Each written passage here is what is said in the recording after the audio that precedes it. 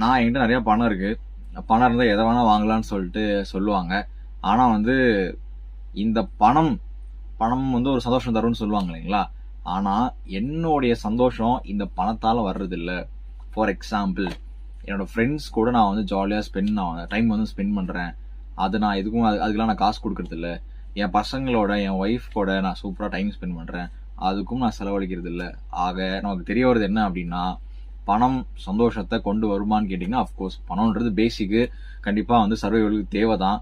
ஆனால் உண்மையான சந்தோஷம் அப்படின்றது நம்மளுடைய லவ்டு ஒன்ஸ் கூட, நமக்கு பிடிச்சவங்க கூட, நம்மளை மதித்து நம்மளாவே ஏற்றுக்கிட்டவங்க கூட ஒரு நாள் ஜாலியாக பேசி சிரிச்சு இருந்தோம்னா அதுதான் உண்மையான ஹாப்பினஸ்ஸு. அந்த ஹாப்பினஸ்க்கும் அந்த ஒரு ஃபுல்ஃபில்மெண்ட்டுக்கும் எவ்வளோ காசு கொடுத்தாலும் ஒன்றுமே ஈடாகாது.